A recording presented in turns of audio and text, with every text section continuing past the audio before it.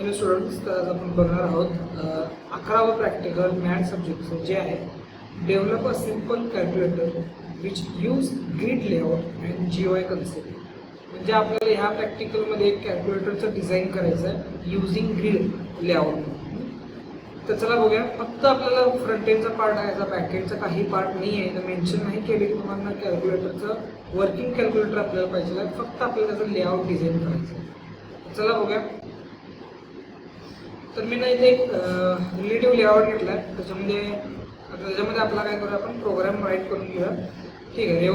Relative लेआउटमध्ये आपल्याला grid लेआउटचा वापर करायला सांगितले त्यांनी. आपण ग्रिड लेआउट वापरूया. ग्रिड लेआउट विड आपली मॅच पॅरेंट असेल. रॅप कंटेंट हाईट आपल्याला अजून माहीत नाही हाईट किती असणार त्याची. ठीक आहे. ह्या ग्रिड लेआउटच्या आत अजून कुठली गोष्ट पाहिजे आपल्याला. आता किती कॉलम्स लागणार आहेत आपल्याकडे. एक डिझाईन आहे, ती डिझाईन बघून घेऊया. तिथं कॅल्क्युलेटरमध्ये बघू शकता इथे किती कॉलम्स आहेत टोटल. 1 2 3 4 4 कॉलम्स आहेत. आपल्याला पहिले कॉलम्स काढून घ्यायचे. ठीक आहे. कॉलमसाठी इथे एक ॲट्रिब्यूट आहे. त्या ॲट्रिब्यूटचं नाव आहे कॉलम काउंट. आता कॉलम काउंट किती आहे आपल्याला, टोटल 4 कॉलम्स आहेत आपले. म्हणजे 4 कॉलम्स केले. त्याच्यानंतर आपण काय करून घेऊया, आता त्यात एक टेक्स्ट घेऊया. म्हणजे हे तुम्हाला डिस्प्ले दिसतोय का, तर डिस्प्लेमध्ये 0 आहे नंबर. हा टेक्स्ट व्ह्यू घेऊया आपण इथं. ठीक आहे. Text view. टेक्स्ट व्ह्यू मध्ये विड्थ त्याची मॅच पॅरेंट असणार आहे. किंवा आपण काय करू, विड्थच्या जागी आपण कॉलम स्पॅन घेऊया. कॉलम स्पॅन 4 काय आहे तुम्हाला मी एक्सप्लेन करतो नंतर. पहिला लिहून घेतो. त्याच्यानंतर काय, हाईट आपण देऊया एक स्पेसिफिक याला. हाईट दिली म्हणजे समजा एक 80 dp. ओके. त्याला एक बॅकग्राऊंड कलर देऊया.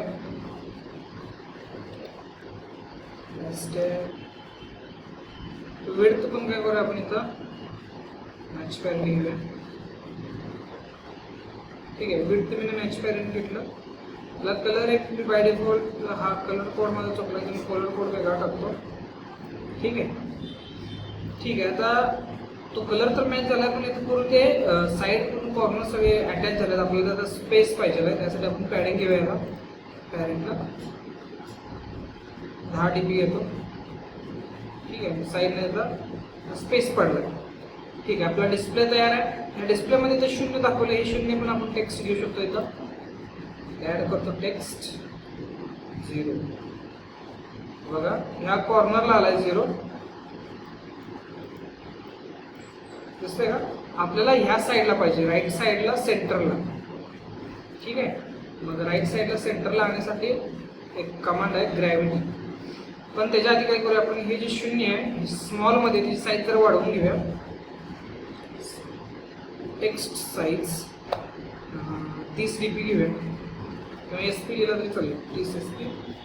आता हे 0 आले, पण हे आपल्याला राईट साईडला सेंटरला पाहिजे, म्हणजे एंडला सेंटरला. म्हणजे त्यासाठी ग्रॅव्हिटी वापरायचं इथं. ग्रॅव्हिटी एंडला पाहिजे एंड. आता बघा एंड टाकलं एंडला आलं. आणि काय पाहिजे आपल्याला, सेंटरला पण पाहिजे ना व्हर्टिकल. म्हणजे मी असं ऑर चिन्ह देतो. Centre vertical option. Centre vertical. आता हे 0 सेंटरला पण आलं व्हर्टिकली आणि एंडला पण गेलं. ठीक आहे. तर नेक्स्ट पॉईंट आपला कुठला पॉईंट आहे, हे जे सगळे जे डेटा आहे हा ग्रिड फॉर्मॅटमध्ये रोजमध्ये ऑटोमॅटिक ॲड होते. बघणार आहे. आता मी एक बटन घेतो. बटन टेक्स्ट घेऊया 1. याला क्लोज करतो. हाय तसा कोड मी कॉपी पेस्ट करत जातो आता बटनचे. बघितलं. म्हणजे मी हे ऑटोमॅटिक हे 4 नंतर खाली कसं काय चाललंय, कारण की आपण इथं घेतलं. इथं कॉलम काउंट किती 4, म्हणजे रोज टोटल 4च असणार. 4च्या पुढं एक पण बटन तुम्हाला इथं जाताना दिसणार नाही. हे सगळे खाली येणार. ओके. समजा मी तर रो काउंट 5 केला तर हा जो बटन आहे हा ह्या साईडला जाणार. बघा एकदा ट्राय करून केला. आणि इथं ह्या साईडला तुम्हाला इथं दिसत नाही आहे, इथं बटन केला आहे, ह्या पूर्ण कॉर्नरला गेला इथं. ठीक आहे. आपण 4 घ्यायचं आहे कॉलम आपल्याला टोटल. आणि काय बरं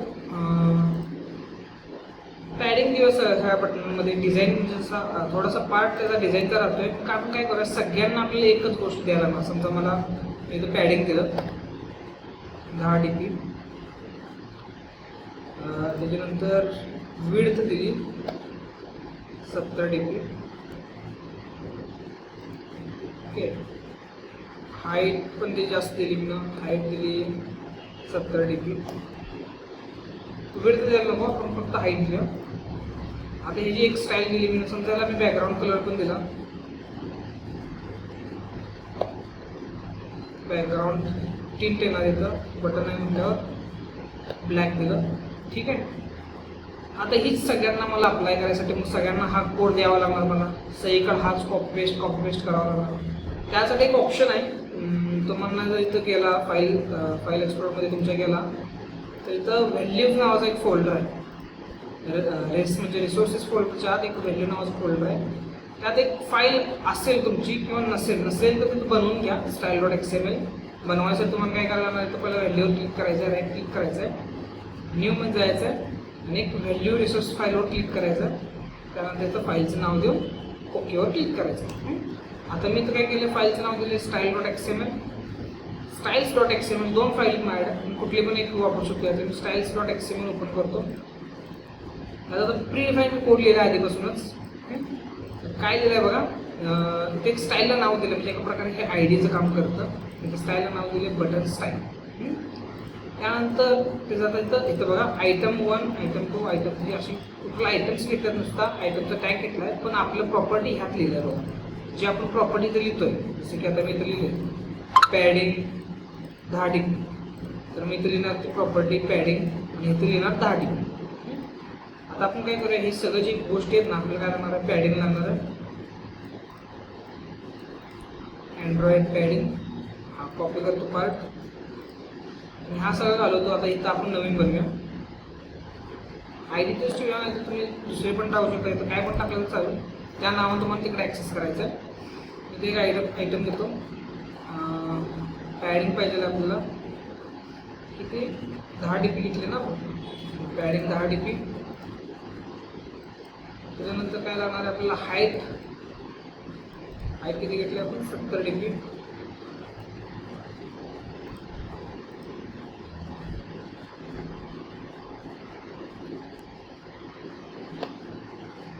हाईट घेतलं 70 DP.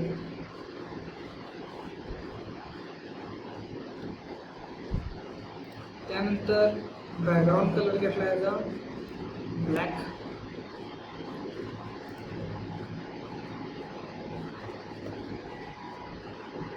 ओके, ब्लॅक कलर घेतला.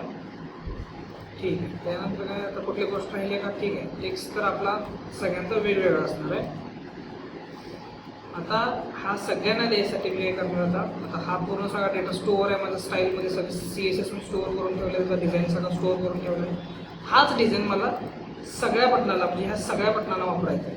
तर मी एकच कोड लिहिणार नुसता, स्टाईल @स्टाईल हे सगळ्यांचं सेम असणार.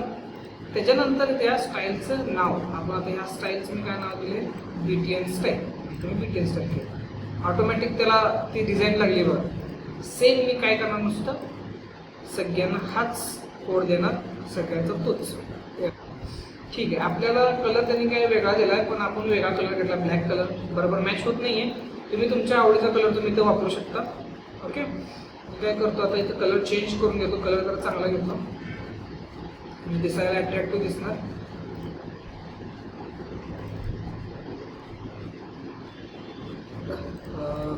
स्काय ब्लू कलर घेतला. ओके.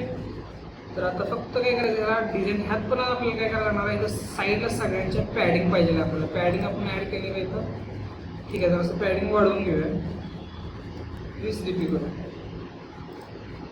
पॅडिंग पडत नाही आहे का बटनमध्ये, बटनलाच मी पॅडिंग दिलेलं आहे.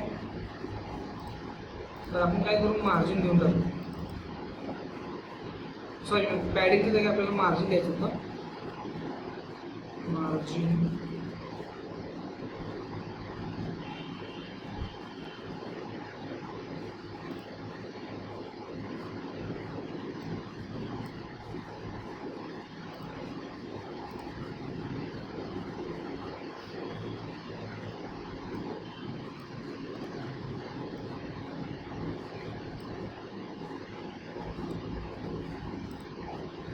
काय करतो, मार्जिन देतो.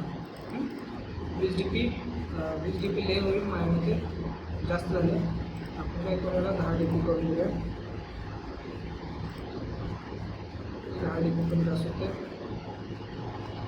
5 DP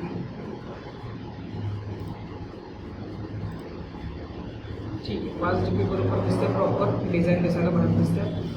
ठीक आहे. तर तुम्ही 111 सगळ्याला टाकले तर तुम्ही टेक्स्ट बटन घेऊ शकता. 1 2 3 4. आता ह्याने तसं दिलं तसं पण तुम्ही टाकू शकता. इथं डिझाईनमध्ये काय नंबर्स तुम्ही चेंज करू शकता. मी तो 1 टाकले तर तुम्ही 7 टाका, 8 टाका, 9 टाका, कसं पाहिजे तसं डिझाईन करून घ्या. आता याने काय केलं, स्पेसिफिक एका बटनाचा कलर वेगळा येतो आहे ना. मी काय करतो, अजून एक बटन घेतो, तुम्ही दाखवतो त्याचा पण कलर कसा बदलायचा. कॉपी पेस्ट केला. तो लास्ट वाला बटन आहे, समजा मी तो इक्वल टू बटन आहे, मला त्याचा कलर बदलायचा आहे. मग तुम्ही ते सरळ त्याची स्टाईल चेंज करायची. Colour background tint, colour black करा. स्पेसिफिक तुम्ही त्याला दिला ॲट्रिब्यूट तर त्याचा कलर तो बदलून राहिला. इथं जर आपण पहिला स्टाईलमध्ये जर कलर दिलेला असला तर तो कलर रिप्लेस करून काय करणार, तो हा कलर टाकणार जो आपण इथं मेन्शन केला. म्हणजे पहिली प्रायोरिटी म्हणू शकता तुम्ही, ह्याला देऊ शकता. ते ह्याला प्रायोरिटी नाही आहे. म्हणजे दुसऱ्या फाईलमध्ये जे तुम्ही स्टाईल दिला आहे त्याच्यापेक्षा त्याला इथं जे मेन्शन केलेली स्टाईल आहे ती जास्त मेन प्रायोरिटी आहे त्याची. म्हणजे इथला पहिला कलर त्यानं ब्लॅक घेतला, तो दुसरा आपण त्या स्टाईलमध्ये घेतला कलर तो त्यानं घेतला नाही. ठीक आहे. आजच्यापुरते एवढंच, भेटूया नेक्स्ट व्हिडिओमध्ये.